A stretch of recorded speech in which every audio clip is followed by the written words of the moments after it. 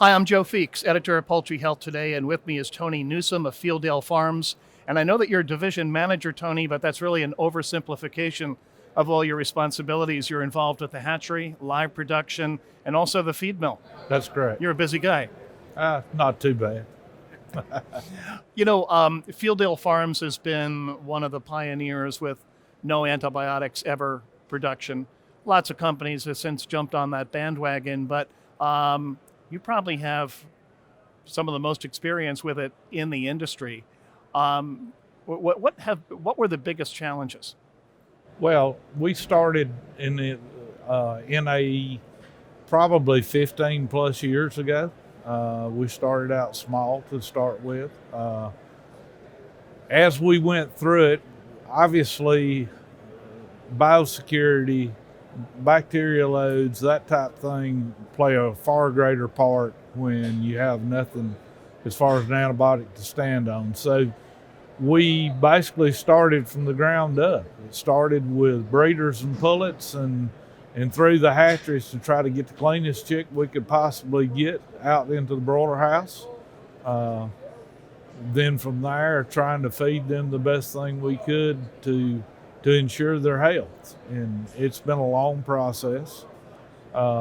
We feel like we've figured it out at this point. What was the biggest challenge? Well, I think obviously trying to keep birds from getting sick. You hear the war story still with people who are trying to go NAE and how many flocks they have to treat in a given week or whatever.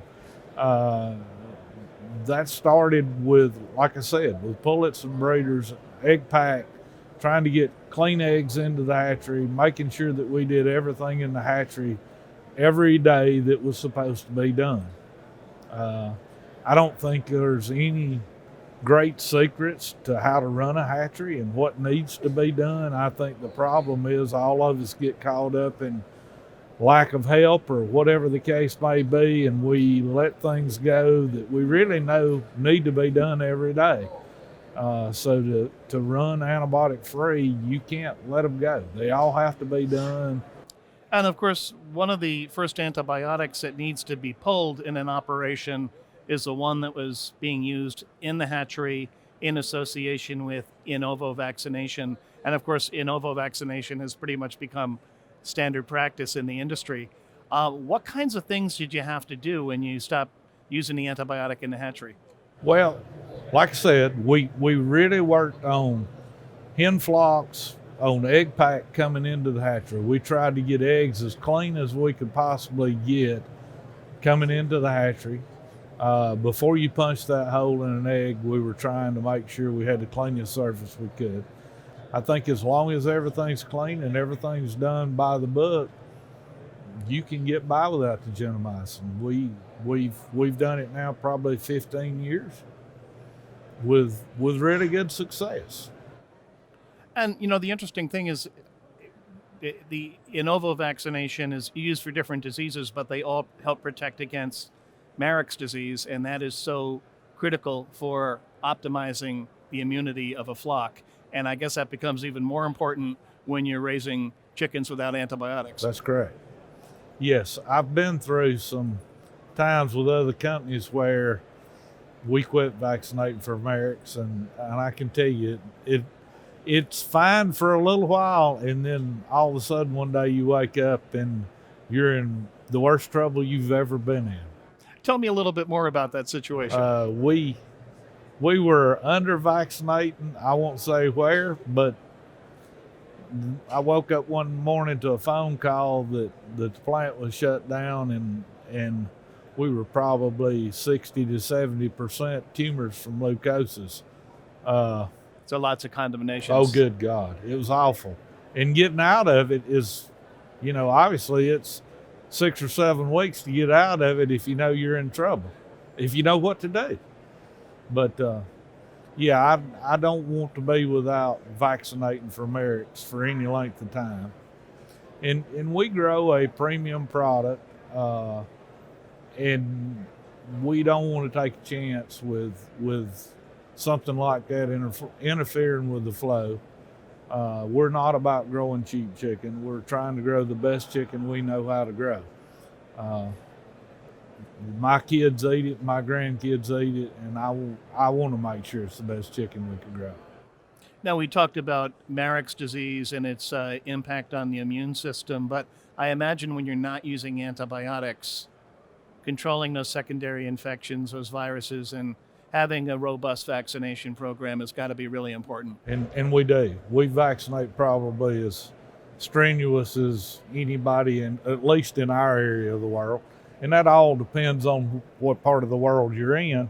But we try our best to vaccinate for everything that we can to try to keep from compromising immune. We wind up vaccinating, to be honest, with a multitude of segregated vaccines instead of a combined vaccine. But our condom rates are probably about as good as anybody's in the country, in us NAE. So it took a while, but we got there. And I know that fighting bacteria is a never-ending battle. And of course, if you don't have antibiotics, it becomes even more difficult. What are some of the other things that you need to do in live production to keep these birds strong, robust, and healthy? Well, we do a lot of work with floors and litter conditions, that type thing.